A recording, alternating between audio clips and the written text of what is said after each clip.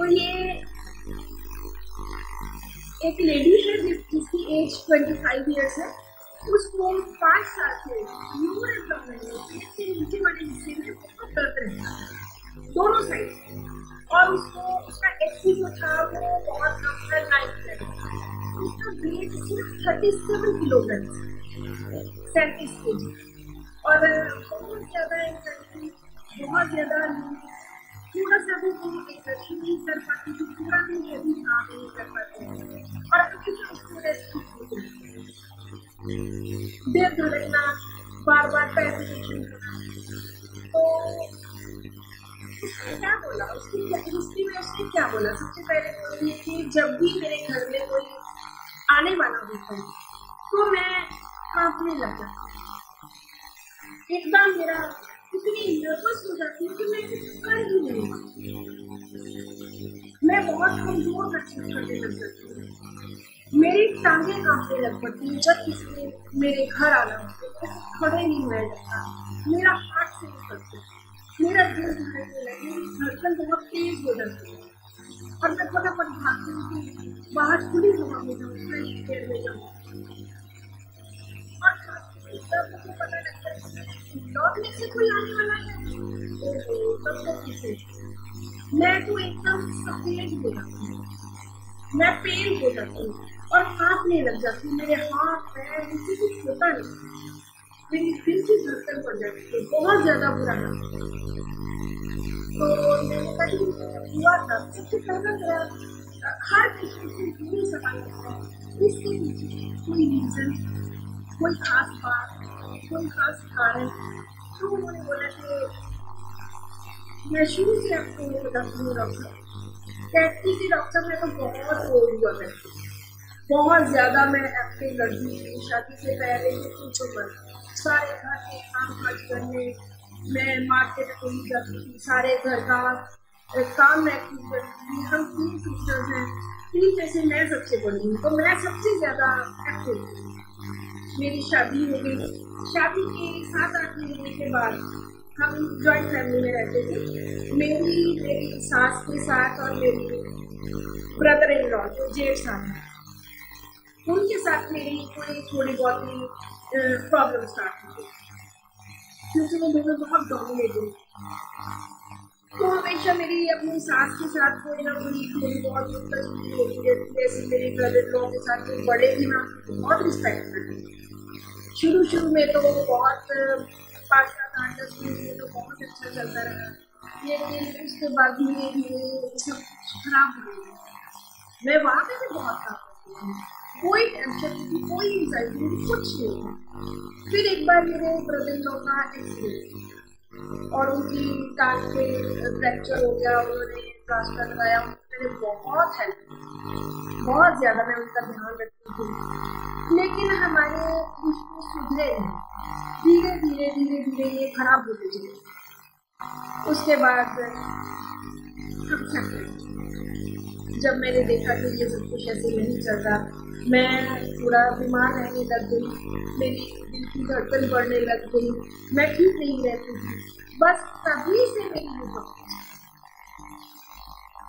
उन दोनों के साथ जो मेरा रिश्ता अच्छा नहीं था, डिटीरियरेट होता रहा, बस तभी से मेरी प्रॉब्लम।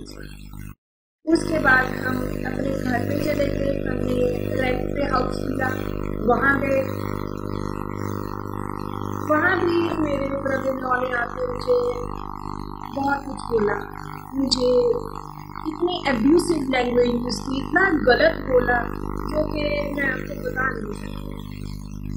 मेरे मदर इन लॉ भी हमेशा मुझे एब्यूज करते थे, कुछ तो कुछ बोलना, कुछ गालियाँ निकाल देना, कुछ कहते रहना।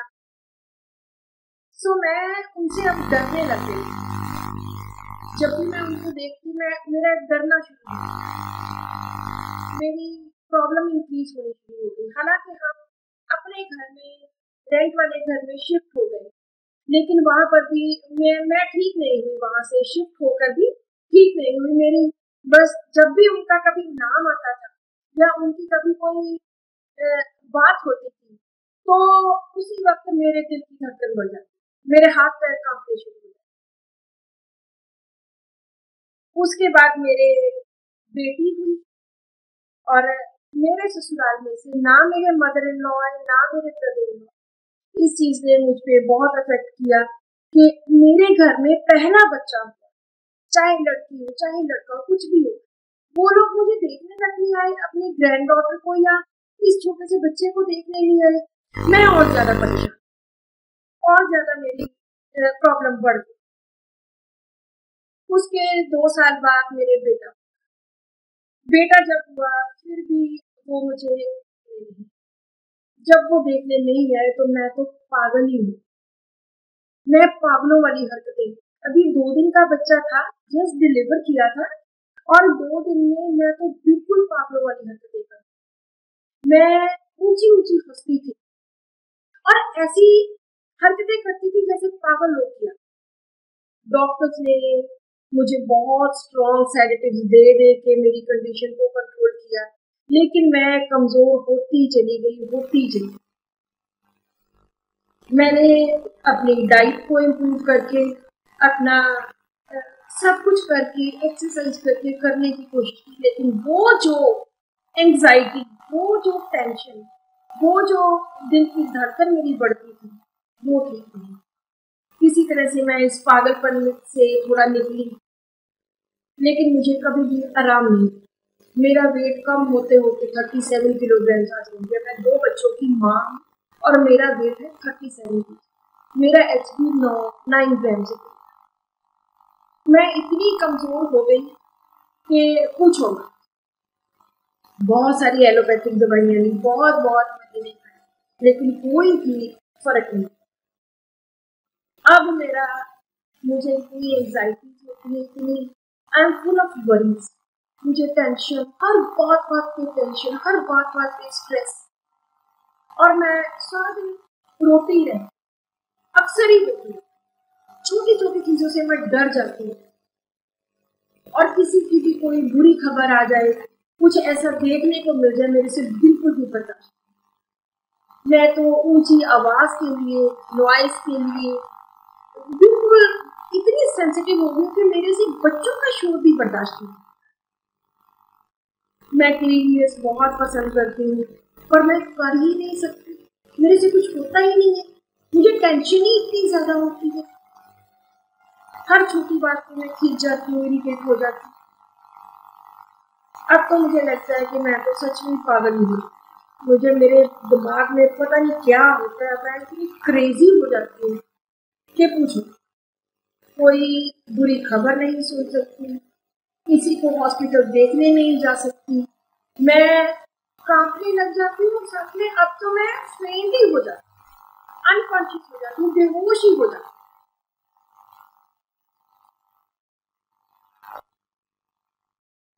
अगर मुझे ये पता लग जाए कि मेरे इन-लॉज में से किसी के साथ डील हुआ या कोई आ रहा है, ओ तब तो मैं इतनी नर्वस हो जाती हूँ कि मुझे कुछ सूझता ही नहीं। मैं अपनी वरी से, अपनी टेंशन से, अपनी फियर से मैं बहुत तंग। मैंने अपनी जिंदगी बर्बाद कर दी। आप प्लीज मुझे कोई ऐसी दवाई दीजिए जिससे मैं ठीक हूँ। बहुत बार मुझे ये भी लगता है कि अब मैं ठीक होने वाली नहीं। तो ये सारा केस था जिसमें उसने रीजनिंग बताई कि क्या रीजन है, जिसमें उसने अपनी प्रेजेंट कंडीशन कि क्या हुआ। तो इसमें जो मैंने अपनी प्रेस्क्रिप्शन पेस्ट की, वो सिर्फ सारे को मैंने सोचा 2 बार 4 बार, बहुत बार सोचा कि कौन कौन से ऐसे रूब्रिक्स हम ले सकते। पहली बात तो ये थी कि जो उसको लगता था कि मैंने अपनी जिंदगी बर्बाद कर। डॉक्टर सोनाली ने लिखा है रिपीट द रीजन वो जो उसने अपने इन-लॉज के बारे में लिखा है कि जब भी मेरे इन-लॉज आते हैं या वो आना चाहते हैं या उन्होंने जो कुछ मेरे साथ किया उससे मुझे एंजाइटी की, टेंशन की ये प्रॉब्लम,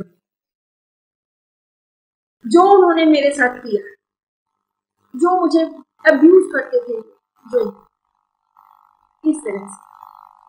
सो मैंने अपनी प्रेस्क्रिप्शन जो पेश की वो 3 रूब्रिक्स के बेसिस के ऊपर।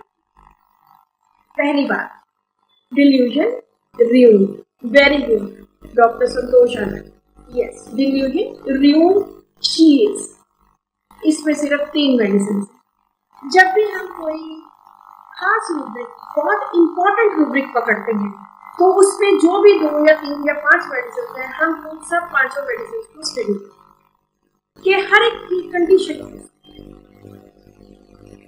दूसरा जो रूब्रिक मैंने लिया, नो सल्फर। दूसरा जो रूब्रिक मैंने लिया, this is element from rudeness of others, element from rudeness of others. वो मेरे साथ रूड होते थे, रूडली बोलते थे, वो मेरे साथ बहुत गलत तरीके से। तीसरा एक जो उसने बोला कि मैं हॉस्पिटल नहीं जा सकती, मैं कुछ भी ऐसा। सभी डॉक्टर से रिक्वेस्ट है, प्लीज अपने माइक ऑफ कर लीजिए सब लोग जी। सो तीसरा जो रूब्रिक मैंने लिया, वो लिया cruelty. Children can not see cruelty on cinema, yes horrible things. पहले हम वो इंपॉर्टेंट रूब्रिक्स लेंगे जिनके बेस के ऊपर ये केस टिका है। जब हम इस केस को, ये 3 रूब्रिक्स डालें, नो पर्सन। जब ये 3 रूब्रिक्स डालें, no equation, yes this is calcarea का, कैलकेरिया का, क्योंकि उसकी जिंदगी बर्बाद हो गई। सिर्फ एक कैलकेरिया का भी ऐसा पेशेंट है जो बिल्कुल भी क्रूएलिटी बर्दाश्त नहीं कर सकता, बिल्कुल भी किसी की कोई खबर नहीं सुन सकता, बुरी न्यूज नहीं सुन सकता, जो घबराता है तो उसमें टेंशन होती है और उससे वो इतना वीक महसूस करता है, वो कांपने लग जाता है, उसके दिल की धड़कन बढ़ जाती है। This is with Calcarea. So in 3 rubrics के बेसिस के ऊपर डिल्यूजन ग्यूचियस कि वो, yes, delusion Riuchians, ailments from rudeness of others, and cruelty cannot see cruelty on cinema even। इसमें तीनों में एक ही मेडिसिन आती है, दैट इज कैलकेरिया। इग्नेशिया जो है वो किसी और तरह से रिएक्ट करता है। कैलकेरिया कार में एंजाइटी, टेंशन, फियर्स बहुत ज्यादा, बहुत ही ज्यादा। तो जब मैंने इसके ऊपर प्रिस्क्रिप्शन अपनी बेस की, मैं हर बार बोलती हूँ कि जब भी हम अपनी प्रिस्क्रिप्शन सेंटर के ऊपर, जो यहाँ पे सेंटर फंसा हुआ है उस पेशेंट, उस पे बेस करते हैं, तो हम जब सारी मेडिसिन पढ़ेंगे तो सारी मेडिसिन उसी के ऊपर डिपेंड करें, सारी मेडिसिन पे वो उसके रूब्रिक्स। तो इसमें जब मैंने उसको एक 30 थी कैलकेरिया का, 30 की एक डोज दी, उसके बाद 1 वीक के बाद उनको आने को बोला, उसके बाद उन्होंने बोला कि बहुत ज्यादा, 1 हफ्ते में ही काफी फर्क। उसके बाद कोई भी मेडिसिन रिपीट नहीं की गई, अकेली कैलकेरिया का 31 डोज दी, उसके बाद 3 मंथ्स तक प्लेसिबो। उनका HB जो 9 था वो 12 पहुंच गया 3 महीने में, बिना फेरमफॉस दिए, बिना फेरमेट दिए, बिना कोई आयन दिए। पहले तो वो जब एलोपैथी लेते थे तो वहां पे उनको आयन इतना देते थे, बहुत ज्यादा ऐसी मेडिसिन दी जाती थी, लेकिन उनसे भी उनका एचपी इंक्रीज नहीं होता था। अब जस्ट 3 मंथ्स में 9 ग्राम से 12 ग्राम उनका एचपी हो गया, और उनका वेट जब वो मेरे पास आई थी इट वाज 37 किलो, और 3 महीने के बाद उनका वेट था 45 किलो। इस तरह से रिजल्ट मिलते हैं जब हमें बेस्ट सिलेक्टेड मेडिसिन। अब हम इसको डिटेल में पढ़ेंगे कि कौन कौन से ऐसे और रूब्रिक्स हैं जिनमें ये मेडिसिन फिट हो। सबसे पहले ailments from anxiety, ailments from bad news। वो उन्होंने बोला है ना कि मैं बुरी खबर नहीं सुन सकती, कुछ भी बुरा ऐसा सुन नहीं सकती। ailments from excitement, emotional। अब ये सब कैलकेरिया का चल, मैंने ये रूब्रिक्स नहीं लिए, लेकिन उस पेशेंट में ये सब कुछ था। मैंने अपनी प्रेस्क्रिप्शन सिर्फ 3 रूब्रिक्स पे बेस रखी जो मैंने अभी बताया, लेकिन जब कैलकेरिया कार्ड पढ़ी तो वो 100% उनके ऊपर फिट होती। तो अब हम जो उन्होंने बोला था उसको सारे को स्टडी करें। Element from excitement, emotional. Emotionally जब हम अपनी फैमिली के साथ इमोशनली अटैच, तो जब भी कोई उनकी फैमिली से उधर से आता था, she used to get excited in a negative way। ailment from fright, accident from sight of an accident। किसी भी चीज को ऐसा वो देख नहीं सुन सकती थी, सुन नहीं सकती थी। अभी जो मैंने YouTube पे कैलकेरिया कार्ड के वीडियो डाले हैं, उनमें मैंने सबसे पहला रूब्रिक ये जिसमें सिंगुलर कैलकेरिया कार्ड कई जगह पे, ना वो क्रुएलिटी देख सकता है, ना वो सुन सकता है, ना लिसन कर सकता है, ना बोल सकता है।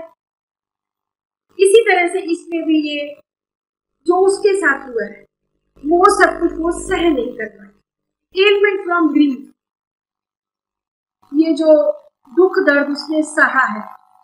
Element from rudeness of others, ये तो बहुत ही ज्यादा था कि लोग रूड थे उसके साथ, बहुत ज्यादा बदतमीजों की तरह बात करते थे। हालांकि इसमें वर्ड एब्यूसिव यूज किया, एब्यूसिव गालियों के लिए यूज किया। एब्यूसिव में उन्होंने ऐसे नहीं किया कि उसको खाने को भोजन नहीं देते थे या पहनने को कपड़े नहीं देते थे ढंग के, ऐसा कुछ नहीं था। लेकिन देवर रूड, उसके मदर इन लॉ और उसके ब्रदर इन लॉ जेठ साहब जो थे वो रूड थे उसके साथ, बहुत ज्यादा अच्छी तरह से बात नहीं करते। बात बात पे कि तुमने ये क्या किया, ये ऐसा क्यों नहीं किया, देखो too rude. Thinking little affairs about, छोटी छोटी चीज के बारे में सोचती थी, छोटी छोटी चीज के बारे में। इसमें कैलकेरिया का singular. Anguish, horrible things after hearing, जब उसको पता लगता था कि उसके किसी ने आना है कोई लौटने से, तब उसको घबराहट होनी शुरू हो जाती, या कोई एक्सीडेंट सुन लिया या कोई बुरी बात सुन ली तो उसको घबराहट होती थी। एंग्विश होती है एक पीड़ा, एक तकलीफ जो सह नहीं होती।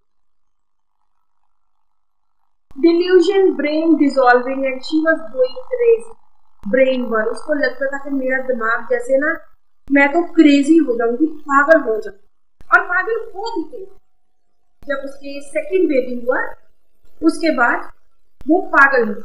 डिल्यूजन, इनसेन पीपल थिंक हर, लोग उसको पागल समझते थे, उसको लगता था कि लोग उसे पागल समझते। रेस्टलेस फॉलोड बाय फेंटनेस, इतनी बेचैनी होती थी कि उस वजह से वो फेंट ही हो जाती थी, बेहोश ही हो जाती थी।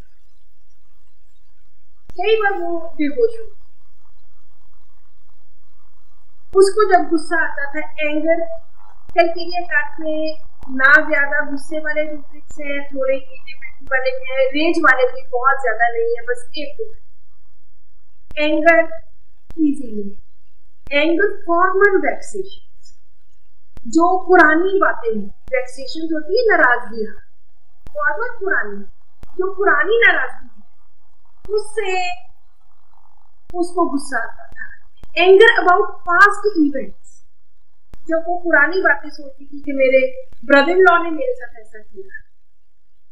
एंगर एट ट्राइफल्स, ट्राइफल्स होता है एक तुच्छ चीज जिसके किसी के लिए कोई मायने नहीं होते, बहुत छोटी चीज, लेकिन इसके लिए बहुत ज्यादा इसको गुस्सा आता है हर छोटी छोटी चीज के लिए। एंगर वेक्सेशन फ्रॉम, वेक्सेशन नाराजगी, Next rubric is very important. Anticipation, anticipating for his relatives. Anticipate करना, पहले ही इमेजिन करना कि पता नहीं क्या होगा जब वो आएंगे, तो पता नहीं क्या होगा, कैसे मैं क्या करूंगी, मैं कैसे करूंगी, क्योंकि वो तो उनके आने से कांपने लग जाती थी, थक थक कांपना, डर जाना, ट्रेम्बल करना, उससे कुछ होना नहीं, काम नहीं कर पाना, खाना नहीं बना पाना, घबराहट होने लग जानी. So this is anticipation, anticipating for his relatives. जब रिश्तेदारों ने आना हो. Anxiety, अगर हम calculator are full of anxiety, calculator are full of fears. इसमें ढेर सारे rubrics anxiety के and fears के. Anxiety, children about this. Anxiety after hearing cruelties. Anxiety, domestic affairs during pregnancy about. Anxiety, family about this. Anxiety, future about. Anxiety, health about. बहुत छोटे छोटे छोटे छोटे ये रूब्रिक्स है, लेकिन बहुत ज्यादा है. मैं अक्सर अपने सभी केसेस में आई अप्लाई डायरेक्ट रूब्रिक्स. इसका मतलब ये नहीं है कि मैं मेटाफोर्स कभी यूज नहीं करती. मुझे लगता है बड़ी मुश्किल से 1, 2, 3, 4, 5% यूज करती हूँ. मैं मेटाफोर्स क्यों नहीं यूज करती? मुझे लगता है कि जो चीज हमें डायरेक्ट रूब्रिक से मिलती है, I think that is more important. और सीधी सीधी सामने लिखिए, सीधी सीधी अप्लाई करें. मेटाफोर्स में क्या होता है कि मैंने बहुत सारे बुक्स में बहुत सारे लोगों को मेटाफोर्स बनाते देखा. मेटाफोर हर कोई अपने हिसाब से बनाता है. किसी की भी मेडिसिन सेट करनी है उसके हिसाब से बनाता है. मेटाफोर होते हैं सिंबॉलिक किसी चीज. हर बात पे अगर रिलेटिव्स है तो वो रिलेटिव्स है, अगर फैमिली है तो वो फैमिली है. उसमें मेटाफोर्स क्या बना? हाँ, मेटाफोर्स बनाने आपने जैसे कोई पीजन वाले रूब्रिक, कोई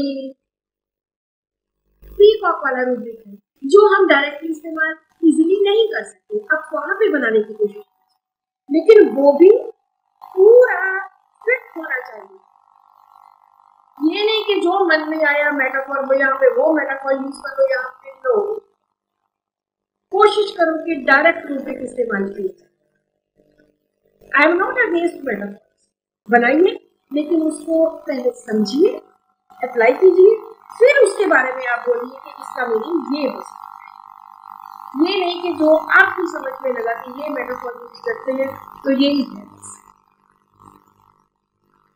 नेक्स्ट जो इसका रूब्रिक इस केस में delusion annihilation, about to sink into annihilation, कि वो जैसे उसने बोला कि मैं बर्बाद हो गई हूँ, तो इस तरह से उसको लगता है कि अब वो धीरे धीरे धीरे धीरे खत्म होती जाए. एनिहिलेट होना, खत्म हो जाए, डिस्ट्रॉय हो जाना, डिस्ट्रक्शन, टोटल खत्म.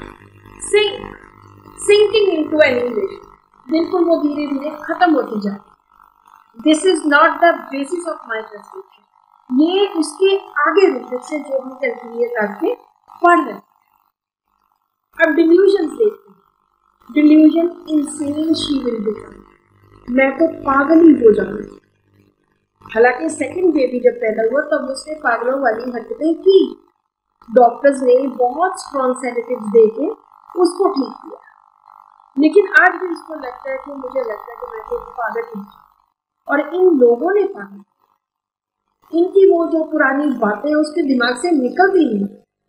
उन्हीं बातों की वजह से इसको एंजाइटी होती है, इसको गुस्सा. डिल्यूजन सिक भी कि मैं तो बीमार, मैं ठीक नहीं हूँ, I am sick. Delusion smaller of being, smaller हम किसी भी सेंस में, सेहत की सेंस में,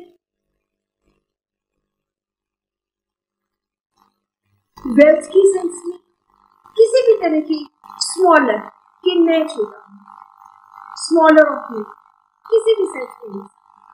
डिल्यूजन ही वुड फेल. यहाँ तो डिल्यूजन है बट अदरवाइज तो वो फेल हो ही जाती। अब उसको लगता है कि मैं ठीक होने वाली नहीं। बेसिकली कैरियर कार्ड में तीनों रुब्रिक्स हैं। एक स्टेज पे वो होपफुल होता है, दूसरी स्टेज में वो डाउटफुल होता है, और तीसरी स्टेज में वो डिस्पेयर में होता है कि अब मैं ठीक होने वाली हूँ। क्योंकि उसकी ये 5 साल से प्रॉब्लम चल रही जब से उसकी शादी हुई, तो उसको लगता है कि बस अब तो मैं ठीक होने वाली नहीं। डिस्पेयर हेल्थ, डिस्पेयर रिकवरी के लो अब नहीं मैं।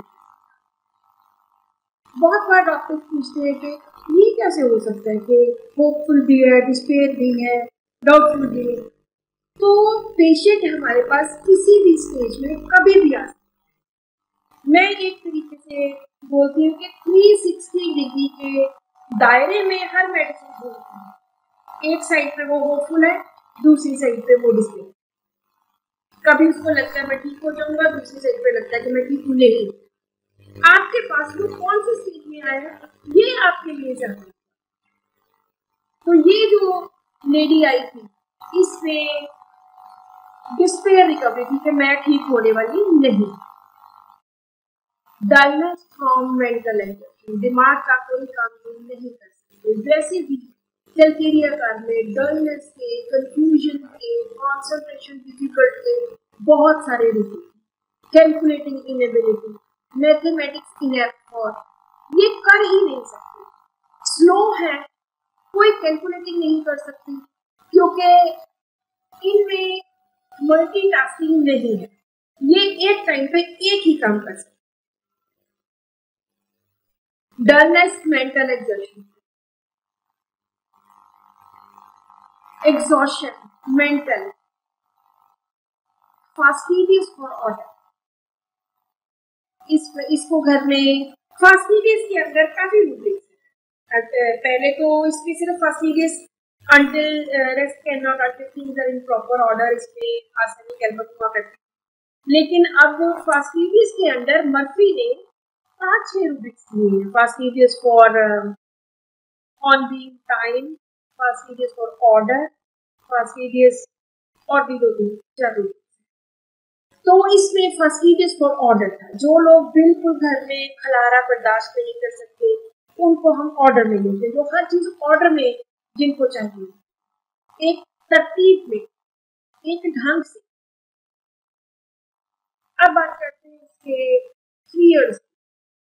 फास्टिडियस फॉर क्लीनलीनेस, या ये भी है।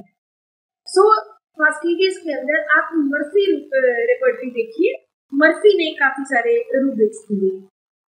फास्टिडियस ऑन बीइंग टाइम में नेट्रोम्योर एंड कार्सिनोसिन है, जो कि मैंने दोनों बहुत बार इस्तेमाल किया।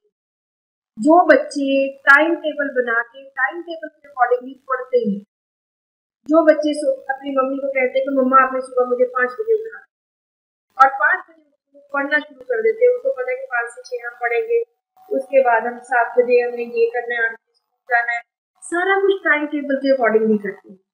दे come under fastidious on the time, या जहां पर भी कहीं जाना है तो वहां पे वो टाइम पे जाते हैं। इसमें कार्सिनोसिन एंड नेट्रोम्योर 2 मेडिसिन। मैंने एक सोरियासिस का बहुत स्ट्रॉन्ग सोरियासिस जिनको था, क्रॉनिक सोरियासिस था, वो केस अकेले नेट्रोम्योर से ठीक किया था क्योंकि वो फास्टिडियस ऑन दी टाइम, हर चीज टाइम टेबल के ऊपर। इसमें ये नहीं है, इसमें फास्टिडियस फॉर ऑर्डर है। अब हम बात करते हैं फियर्स। फियर्स ऑफ कैलकेरिया का, fear of accidents, fear alone of being. इन्होंने बीच में एक बार ये भी बोला कि मैं अकेली नहीं रह सकती। Fear of hearing bad news, fear confusion that people would observe her confusion, कि लोग समझेंगे कि इसका दिमाग नहीं काम करता, ये कितनी कंफ्यूज है, लोग मेरी वो चीजें ऑब्जर्व कर लेंगे। इसी ऑब्जर्वेशन के डर से हमने कैलकेरिया कार्ड को देखा है कि वो जब भी डॉक्टर के पास आते हैं तो बिल्कुल तैयार होते हैं। कभी भी वो बिखरे हुए बाल, ऐसी चुन्नी इधर की हुई, ऐसे कभी नहीं है। इसको हमेशा यही डर होता है कि मेरी जो पोजीशन है कि मैं वो ना लूज करूं, इसलिए खूब तैयार व्यार होके ये आइडल नहीं रह सकता, फ्री नहीं रह सकता, हमेशा ये आपको काम करता रहेगा, चाहे स्लो करें क्योंकि स्लोनेस इसमें बहुत ज्यादा, लेकिन हमेशा क्राइटेरिया कार्ड वाला आइडल फ्री नहीं रहता क्योंकि उसको इरिटेबिलिटी होती है, सैडनेस होती है, irritability idle from, sadness idle. Fear in crowd, भीड़ भड़के में ये लोग नहीं जा सकते, अगर कहीं भी भीड़ में जाना पड़े तो इनको वहां डर लगता है। Fear cruelties of, reports of cruelties, कुछ भी क्रुएलिटी वो ये बर्दाश्त नहीं कर, जैसे horrible things, sad stories affect her profoundly, कि जो भी हॉरिबल क्या होता है, horrible a kind of horror, horror से एकदम रोंगटे खड़े हो जाते, सैड स्टोरीज जो उदास चीजें भी, they can not bear them. ये लोग इतने ज्यादा सेंसिटिव होते हैं कि हॉरिबल स्टोरीज, जब कुछ भी कोई बाहर एक्सीडेंट देख लिया, अपने का नहीं किसी तीसरे का भी देख लिया, कई कई दिनों तक उनके दिमाग से वो बात, हम अक्सर पेशेंट से पूछते हैं क्राइटेरिया कार्ड वाले से कि सपोज करो आपने कोई बार मार धाड़ देख ली, कोई क्रुएलिटी देख ली, कोई एक्सीडेंट देख लिया, कोई जानवर देख लिया, ओ डॉक्टर मैं तो खाना नहीं खा सकती अगर मैं ऐसा देखूं, मेरा तो दिमाग से वो बात ही नहीं जाती, 10 दिन मेरे दिमाग में वही बात। This is horrible thing, sad stories affect her profoundly, बहुत ज्यादा, इसमें 40-50 reason. Then fear of disaster, अब उसका वेट इतना कम रह गया, एचबी कम रह गया, इतनी कमजोर होती है तो डिजास्टर कुछ भी बहुत ज्यादा बुरा बर्बाद हो जाना, जैसे एनिमेशन वाला रोग। फियर ऑफ एवरीथिंग कॉन्स्टेंट, हर चीज का डर लगातार बना रहे, फियर ऑफ एवरीथिंग कॉन्स्टेंट, लगातार डर बना रहे। फियर ऑफ इवल, बुरा हो जाने का, बहुत ज्यादा बुरा हो जाए। फियर ऑफ हॉस्पिटल, ये लोग हॉस्पिटल नहीं जा सकते, ना खुद को दिखाने के लिए ना किसी और को दिखाने, क्योंकि इनमें डर भी बहुत है, इनमें सफरिंग एंड पेन का डर भी, खुद को नहीं दिखा सकते क्योंकि pain, fear of pain and fear of suffering, दूसरे को नहीं देख सकते क्योंकि क्रूएलिटीज है, ये सब चीजें ना ये देख सकते हैं ना ये सुन सकते। Fear of insanity, of losing his reason for insanity, पागलपन वाले जो उसको लगता है कि मैं तो पागल। फियर ऑफ नैरो केस, जैसे फियर ऑफ इवल है उसी तरह फियर ऑफ मिसफॉर्चून, मिसफॉर्चून बदकिस्मत होने का डर, बुरा हो जाने का डर। फॉर्चून होती है हमारी लक, उसके ऑपोजिट है हमारी bad luck. Fear of to much responsibility, जब वो घर में अपने पेरेंट्स के घर में इतना काम करती थी, सबसे ज्यादा रिस्पॉन्सिबल थी, सारा काम करना, इधर आके भी इसने शुरू में कितना काम किया, लेकिन जब इसको लोगों की रूडनेस मिली, अपने ब्रदर इन लॉ की और अपने मदर इन लॉ की रूडनेस मिली, उसके बाद इसकी प्रॉब्लम, ये बहुत ज्यादा रिस्पॉन्सिबिलिटी होती है। मैं आपको इसके बीच में एक केस बताती हूँ।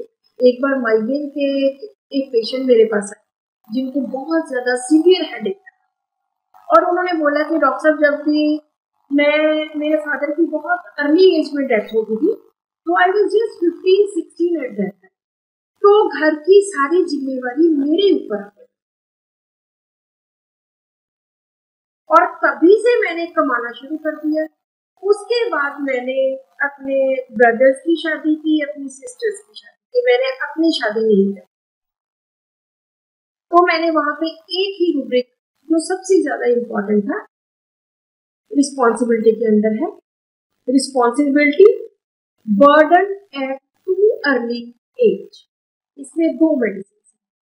आजकल वैसे इन्होंने कैलकेरिया कार बहुत सारी प्रोटीन में से निकल गई, लेकिन मुझे पता है कि मेरे पेशेंट इस रूब्रिक से बहुत बार मैंने पेशेंट को दिए जिनके छोटी एज में जिनके ऊपर रिस्पॉन्सिबिलिटी पड़ जाए और ये वो रिस्पॉन्सिबिलिटी निभाते निभाते निभाते निभाते बेचारे दब जाते हैं। तो कैलकेरिया कार एंड कार्सिनोसिन ये 2 मेडिसिन आती हैं। दोनों में फर्क क्या है? कैलकेरिया कार खुद ओन करता है रिस्पॉन्सिबिलिटी, कार्सिनोसिन के ऊपर रिस्पॉन्सिबिलिटी थोपी जाती है, उसके ऊपर डोमिनेशन की जाती है, रिस्पॉन्सिबिलिटी डाली जाती है। इसी तरह जो ऑरम है, ऑरम के भी पैरेलल कई जगह पे कार्सिनोसिन खड़ी है, तो ऑरम में भी रिस्पॉन्सिबिलिटी अंदर से आती है। कैलकेरिया कार में भी रिस्पॉन्सिबिलिटी टू मच,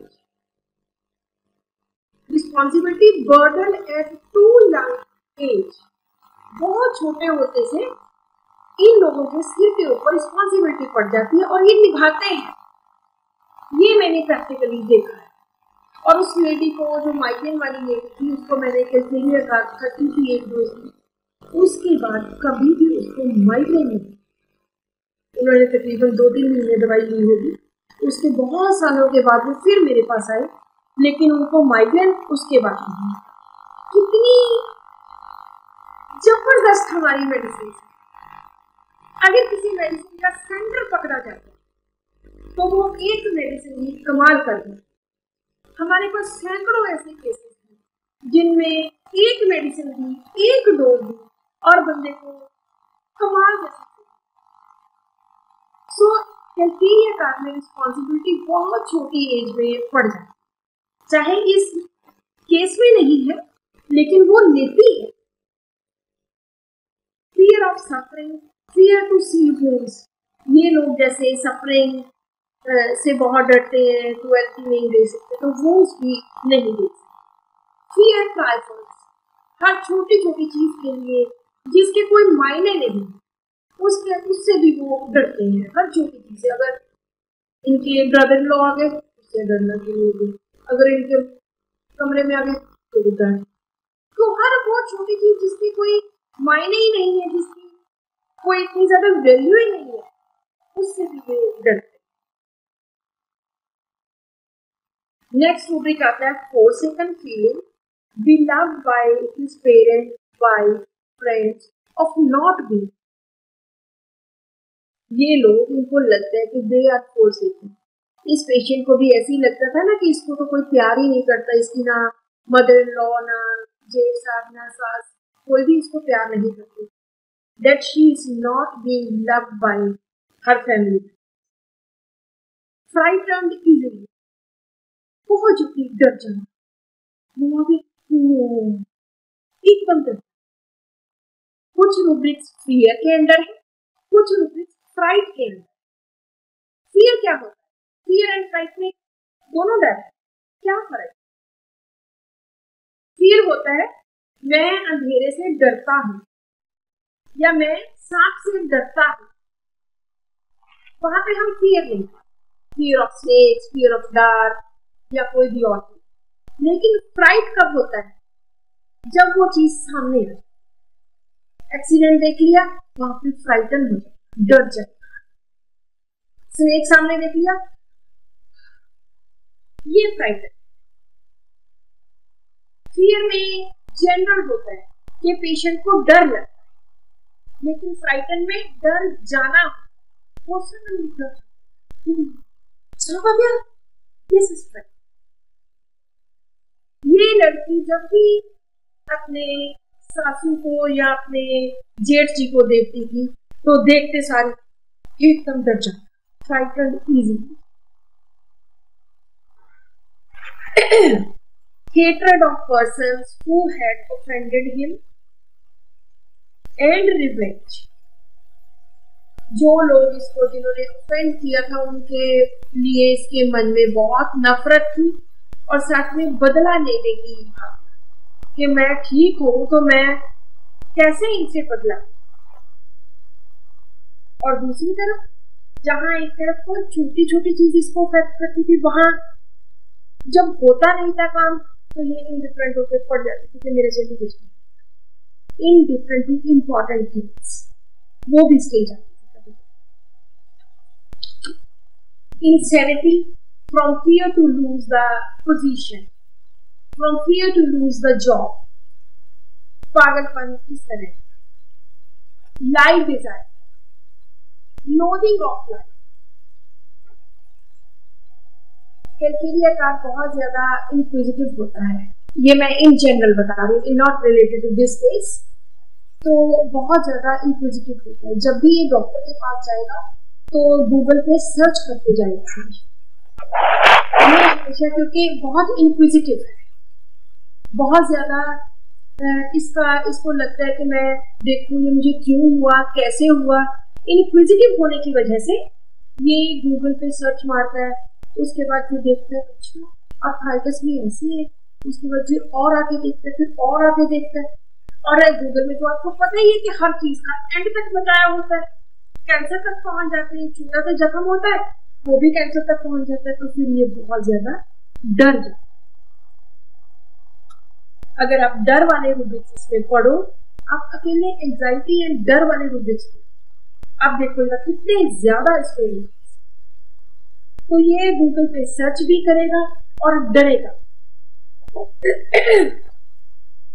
ये बहुत माइल्ड किस्म के लोग, mildness, morose, question, news, bad news, element, slowness in work, क्योंकि ये ज्यादा तेजी से काम नहीं कर सकते, एक टाइम पे 2 काम नहीं कर सकते, 3 काम नहीं कर सकते, बस एक टाइम पे एक ही काम, क्योंकि कैलकुलेटिंग इनेबिलिटी है, मैथ्स इनएक्ट है, स्लोनेस है, इस वजह से slowness in talking agreement, thoughts persistent. ये तो सिर्फ वो चीजें नहीं है जो इस केस में मुझे लग रही थी कि इस केस में दिख रही है। थॉट्स क्या सोचते हैं, thoughts persistent, thoughts night, thoughts rush of thoughts and torments those around. अपनी तकलीफों से, अपनी बातें बोल बोल के लोगों को, अपने आसपास वालों को, अपने घर वालों को दुखी कर मारते, टॉर्मेंट कर देते, सता मारते, क्योंकि इनको घबराहट बहुत होती है, इनको एंजाइटी बहुत होती है, टेंशन, स्ट्रेस, फियर्स बहुत ज्यादा। टिमिडिटी, बैशफुल, बहुत ज्यादा टिमिड होते हैं। Will loss of, weakness of, will power इनकी बहुत कमजोरी, and work element from mental impossible, ये कभी भी मेंटल काम को कर ही नहीं सकते, क्योंकि इनके दिमाग में हमेशा slowness, confusion, calculating inability and concentration difficult, ये इनके साथ चलता ही है। So this is all about this case. अगर इस केस के साथ रिलेटेड कोई भी क्वेश्चन है, मैंने वैसे एक और केस अभी का बताना है, अगर आपके मन में कोई भी ऐसा क्वेश्चन है जो इस केस के साथ रिलेटेड है तो आप पूछ सकते हैं वन बाय वन। मैडम कार्सिनोसिस को थोड़ा सा डिस्कस करिए। कार्सिनोसिस, हर मेडिसिन अपने हिसाब से एक्ट करती है, अपने हिसाब से, अपना ही उसका एक रूप होता है। जो आज तक मैंने कार्सिनोसिस बहुत केसेस में कार्सिनोसिस, इसमें 3-4 इंपॉर्टेंट चीज। सबसे पहला, इसमें डोमिनेशन बहुत, element from domination, parental control of prolong history, बहुत लंबे टाइम के लिए। पहले तो element from domination, parental control of prolong history of में सिर्फ कार्सिनोसिस एक मेडिसिन हुआ करती थी, अब तो पता नहीं 8-10 मेडिसिन आ। दूसरी बात, prolong history parental control as well as others, दूसरों की तरफ। दूसरी बात, ये लोग बहुत ज्यादा डोमिनेशन के अंडर काम करते हैं, जैसे मैंने बोला कि बिल्कुल भी रिस्पॉन्सिबिलिटी अदरवाइज वो नहीं करते, लेकिन इनको रिस्पॉन्सिबिलिटी निभानी पड़ती है। इनके पेरेंट्स कहते हैं फर्स्ट आना है तुम्हें, कितने नंबर आने चाहिए, अगर एक नंबर भी 100 में से कम हुआ फिर देखना। भी इस तरह से कम। अगर पेरेंट्स लीनियंट हो जाए कोई कार्सिनोसिस, पेरेंट्स स्ट्रिक्ट है, उनको उनकी डोमिनेशन है, ये कार्सिनोसिस में बहुत ज्यादा है, जो कैलकेरिया कार्सिनोसिस। दूसरी बात, कार्सिनोसिस वाले बहुत ज्यादा आर्टिस्टिक पेशेंट हैं, इनमें आर्ट एबिलिटी बहुत है। मैंने कितनी बार अपने ग्रुप्स में केसेस बताए हैं, जिसमें एक केस ऐसा था जो मेरे लिए बहुत ज्यादा इम्पोर्टेंट, कार्सिनोसिस। उनकी एक्जिला में इतना बड़ा लम्प था पिछले 25 साल से। जब केसेस भी लेते उनसे बात करते करते मैं रूब्रिक सिलेक्ट करने लग गई अपने लैपटॉप में, तो उन्होंने मुझे बोला कि डॉक्टर साहब एक बात बताऊं। मैंने कहा जी। कहते डॉक्टर साहब मैं पेंटिंग बहुत अच्छी करता हूँ। मैंने कहा जरूर। तो बहुत लोग ऐसे बोल देते हैं पेंटिंग बहुत अच्छी करता हूँ, ये तो उसको लगता है ना। फिर उन्होंने बोला डॉक्टर साहब दिखाऊं आपको।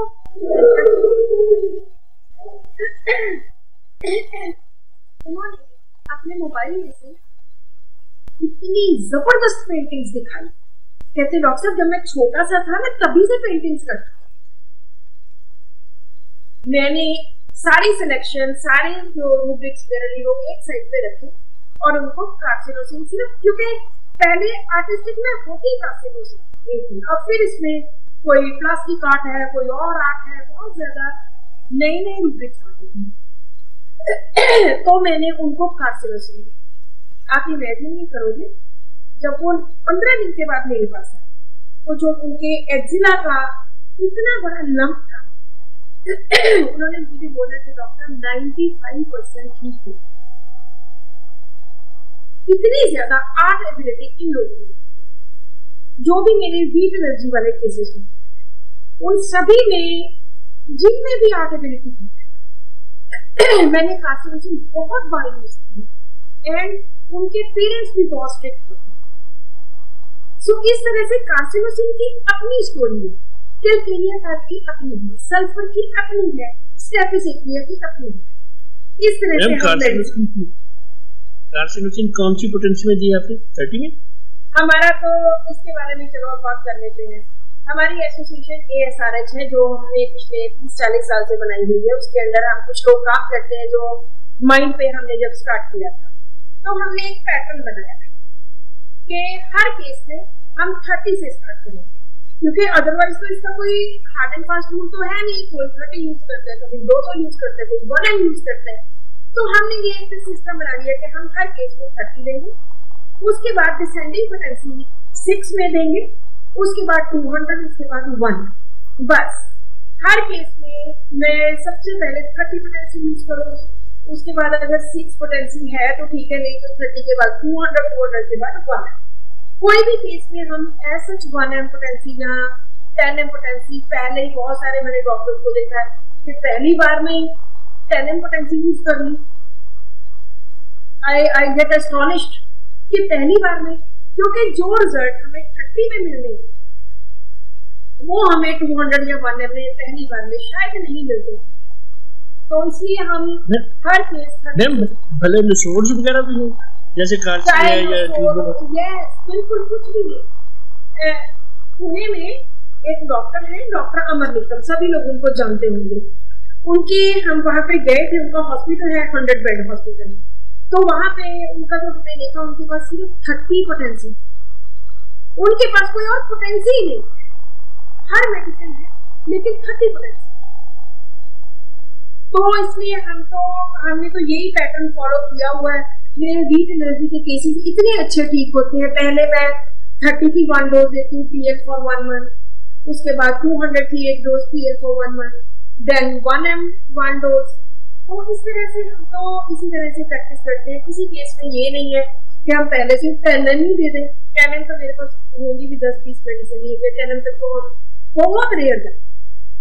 सो पोटेंसी प्रॉब्लम को हमने अपने ग्रुप में खत्म ही कर दिया कि हमने हर केस 30 से स्टार्ट।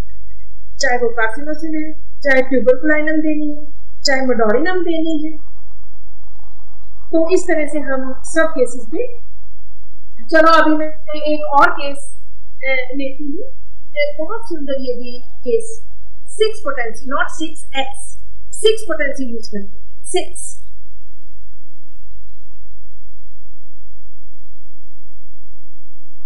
जी, अब ये नेक्स्ट केस है, छोटा सा केस है लेकिन बहुत इंपॉर्टेंट है। मैंने बहुत सारे हाइपोथायराइड के एंड हाइपरथायराइड के ढेरों केसेस ठीक किए, बहुत सारे केसेस ठीक किए, और सभी केसेस में बस वही पैटर्न फॉलो किया। इसको मैं ज्यादा डिटेल में नहीं बताऊंगी, लेकिन थोड़ा सा जो इम्पोर्टेंट चीज है वही बताऊंगी। दिस इज हाइपोथायराइडिज्म, और ये लेडी 33 इयर्स की थी जब मेरे पास आई थी। तो इनकी थायरोनॉर्म 50 mcg चल रही थी पिछले 5-6 साल से। ये 50 mcg ले रही थी। गवर्नमेंट ऑफिस में ये ऑफिसर है, और इनको प्रॉब्लम थी कि इनके पीरियड्स में एक्सेसिव ब्लीडिंग होती, और वो 4-4 दिन चलती रही। जब मैंने इनसे पूछा इनकी नेचर के बारे में, तो उन्होंने बोला कि डॉक्टर साहब, हम हर एक से हर एक की नेचर पूछते हैं, कैसा स्वभाव है, क्या सोचते हो, क्या करते हो। एक और यहाँ पे बात, बहुत सारे डॉक्टर बोलते हैं कि हमें लोग मेंटल सिम्टम नहीं देते। मैं पूछती हूँ कि क्या मेंटल सिम्टम क्या है, क्या ये कि हमें नहीं देते, ये क्या होता है? पेशेंट जो बोलता है वो उसकी मेंटल स्टेट ही है। वो आके जो भी बात आपके साथ करता है, मुझे टेंशन बहुत है, मुझे स्ट्रेस है, मुझे ये डर है, मुझे वो उसकी मेंटल स्टेट ही है। वो ये थोड़ी बोलेगा कि डॉक्टर साहब आप मेरी मेंटल स्टेट नोट कर लो। नो, अगर कोई पेशेंट नहीं बोलता तो मैं उसको कैसे बुलवाती हूँ? मैं कहती हूँ कि चलो अपनी सुबह से लेकर शाम तक आप क्या करते हो मुझे वो बताएं। उसमें से बहुत सारी चीजें निकल आएंगी। अगर फिर भी मुझे लगता है कि अभी भी इनकम्प्लीट है, तो मैं पूछती हूँ कि अपने स्वभाव की कोई बहुत अच्छी बात बता, फिर वो बताता है। फिर मैं पूछती हूँ कि अपने स्वभाव की कोई बहुत बुरी बात बता, तो फिर वो अपने बारे में कुछ बताता है। सो इसलिए हमें आगे आगे क्वेश्चंस पूछने चाहिए। अगर वो नहीं बताता, रिजर्व है, नहीं ज्यादा बात करता, हमारे पास बहुत तरह के तरीके हैं पूछने के। ये नहीं कि मुझे देता नहीं, कभी ये नहीं कहना कि मुझे पेशेंट अपनी मेंटल स्टेट नहीं देता। वो जिस भी स्टेट में आता है वो उसकी मेंटल स्टेट ही है। तो इस लेडी से जब मैंने पूछा कि अपने स्वभाव के बारे में बताओ, तो उन्होंने बोला कि डॉक्टर मैं फ्री नहीं बैठ सकती, सारा दिन मैं कुछ ना कुछ बिजी रहती हूँ, और मुझे अच्छा लगता है बिजी रहना। बिजी रहने से मैं वैसे ही बेटर फील करती हूँ। गुस्सा वगैरह कोई ज्यादा नहीं आता, अगर आया भी तो बोल दिया, कह दिया थोड़ा बहुत, कोई इतना ज्यादा नहीं। अगर पेशेंट ऐसे अनसर्टेन है किसी बात के बारे में, वो हमें यही है कि गुस्सा हाँ थोड़ा बहुत आ जाता है, लेकिन हमने इसको फिर इम्पोर्टेंस नहीं देनी उस चीज को जिसमें उसका लगता है कि उसने ज्यादा उस सिम्टम पे स्ट्रेस नहीं किया। लेकिन उसने बोला कि मैं फ्री नहीं रह सकती बिल्कुल भी, और मुझे काम करना अच्छा लगता है, और काम करने से आई फील बेटर। फिर उन्होंने बोला कि उसके बेटे को अस्थमा था, जो मेरे से वो भी ठीक था, तो उसकी सट्रामोनियम मेडिसिन थी इसके बेटे की, और बहुत बार जब भी इसको बच्चे को कभी प्रॉब्लम हुई तो सट्रामोनियम की एक डोज दे देते थे, और वो पूरा सीजन निकल। अब तो 3-4 साल से ये बच्चा बिल्कुल 4-5-6 साल से ठीक ही होगा, ठीक ही है। तो उन्होंने बोला कि मेरा बेटा बीमार रहता है, उसको अस्थमा है, तो मुझे उसकी चिंता है, और घर की सारी रिस्पॉन्सिबिलिटी मेरे ऊपर ही है, मैं ही सारा कुछ करती हूँ। मेरे पास तो टीवी देखने के लिए, म्यूजिक के लिए, मूवीज के लिए बिल्कुल भी टाइम नहीं, और वैसे भी मैं कम ही टीवी देखती हूँ। मुझे ये जो भी टीवी में आता है बिल्कुल पसंद नहीं है, कोई मार धाड़ ऐसी चीजें जो वायलेंस होती है, नो आई कांट। घर की, फैमिली की, बच्चों की सारी रिस्पॉन्सिबिलिटी मेरे ऊपर, और मुझे टेंशन बहुत रहती है छोटी छोटी चीज। बस इतनी सी बात होगी, इसमें से मैंने 4-5 रूब्रिक्स निकाले। पहली बात उन्होंने बोली कि मैं फ्री नहीं बैठ सकती, और मेरे सिर के ऊपर बहुत ज्यादा जिम्मेदारी है, बच्चों की, फैमिली की, सब रिस्पॉन्सिबिलिटी स्ट्रॉन्ग। बिल्कुल डायरेक्ट एंड सिंपल रूब्रिक। दूसरा या इंडस्ट्रीज मेनिया फॉरवर्ड, इसमें रूब्रिक जो है वो बहुत बड़ा रूब्रिक है। दूसरा है कि मैं काम करती रहती हूँ, I can't sit, irritability idle while भी एक रूब्रिक होता है, सैडनेस आइडल वाइल भी है। और इन्होंने बोला कि मैं काम करती रहती हूँ और मुझे अच्छा लगता है, मैं अच्छा फील करती हूँ। ऑक्यूपेशन, डाइवर्शन, एम्यूलेशन, किसी भी काम में ऑक्यूपाई रहना, अपने खुद को डाइवर्ट किया हुआ होता है, एंड एम्यूलेट, उससे बेटर रहता है। और ये जो क्या, मैं टीवी तो मैं थोड़ा कम ही देखती हूँ।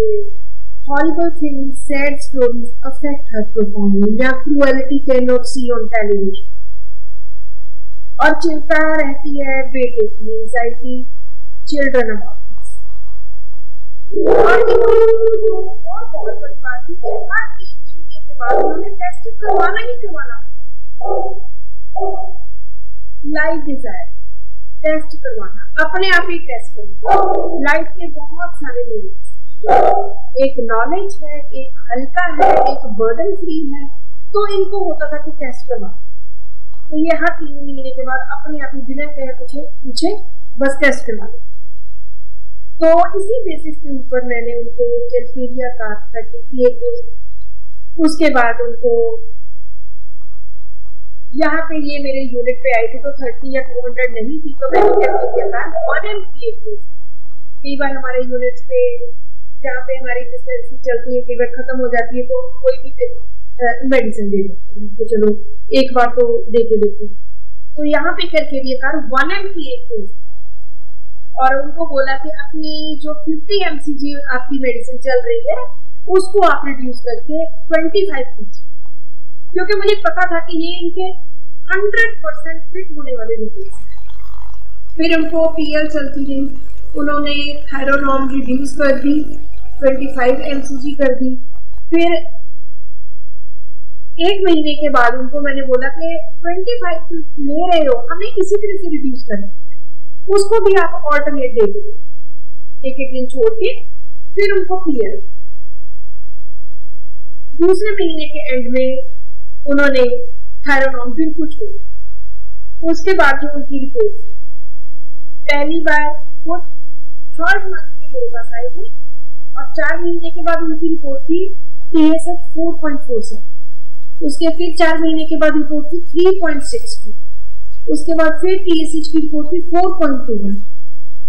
थायरोनॉर्म भी छूट गई, और 1 साल मुझे लगता है कि 1 साल भी इन्होंने दवाई नहीं ली, और उनके पीरियड्स रेगुलर हो गए। अभी भी वो मेरे पास आते हैं, लेकिन वो टेस्ट करवाते रहते हैं कि मैं अपना TSH या T3 T4 मैं अक्सर करवाती रहती हूँ 2-4-6 महीनों के बाद, और वो बिल्कुल ठीक है। इस बात को कम से कम 8-10 साल में, और उनका हाइपोथायराइड जो है वो बिल्कुल ठीक है।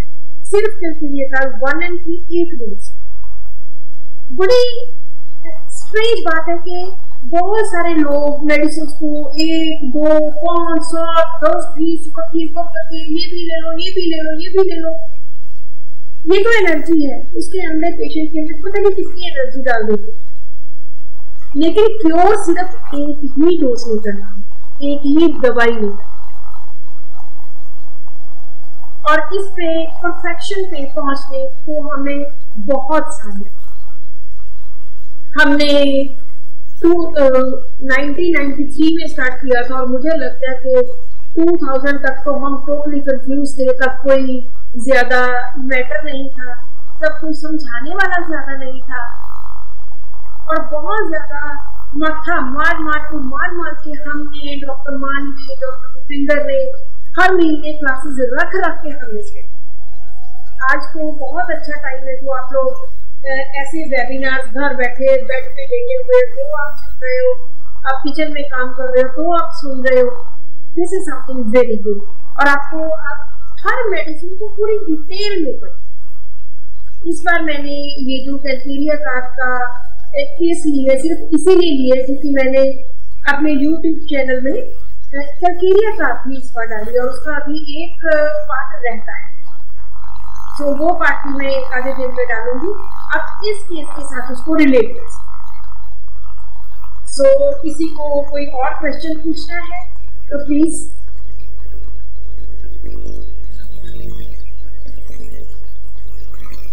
मुझे लगता है सभी को कैलकेरिया का समझ में आ गई है अच्छी तरह से। So there are no question. Hello hello ji doctor Mukesh. आपको बताया था बदला भावना होती है कैलकेरिया का आता है होता है पहले से। तो ये तो स्टेशनरी है, उसमें बीडी क्या पड़ेगी? कैसे सर उसमें? वो कैलकेरिया नो देखो, मैंने आपको इसीलिए जब उन्होंने कैलकेरिया कार्ड पूछा तो मैंने बोला कि उसकी स्टोरी डिफरेंट है कार्सिनोसिस की। इसी तरह जो स्टेफिस एग्री है वो तो उसकी स्टोरी डिफरेंट है। उसमें इंडिग्नेशन की फीलिंग बहुत ज्यादा आ जाती है कि मेरी बेइज्जती हो गई। मैंने तो कैलकेरिया कार्ड में कभी बेइज्जती की इतनी बात की ही नहीं। इसमें एंजाइटीज है, इसमें फियर्स है, लेकिन जो स्टेफिस एग्री है उसमें इज्जत, मेरी इज्जत, मेरा नाम, मेरी शोहरत, मेरी बेइज्जती ना हो जाए। गुस्सा या तो एक्सट्रीम वाला गुस्सा या बिल्कुल गुस्सा नहीं है। हाई डिग्निटी, सबसे ज्यादा डिग्निटी अगर हमारे कंपेयर पोएट्री में है तो वो सिर्फ स्टेफिस एग्री है। चाहे और भी 2-3 मेडिसिन है, लेकिन ये हाईली डिग्निफाइड पर्सन है। बाहर देखें, बाहर इसको किसी ने गाली निकाल दी स्टेफिस को, वो लड़ेगा नहीं, बोलेगा नहीं, ये बाहर आएगा गुस्से से भरा, कांपता हुआ, बीमार हो जाएगा, लेकिन बोलेगा। कितनी डिग्निटी होती है, क्योंकि अगर ये बाहर 2 गालियां निकालता तो बेइज्जती उसकी हो जाती। इसीलिए ये बिल्कुल नहीं बोलता। एंगर के अंदर ये रुकेगी। Subdued his wrath, came home trembling and became sick। तो हर मेडिसिन की कहानी अपनी, उसकी जर्नी अपनी। कैलकेरिया कार्ड में हो सकता है किसी स्टेज में कोई इंडिकेशन स्टेज आती हो कहीं, लेकिन उसका बेसिक थीम नहीं।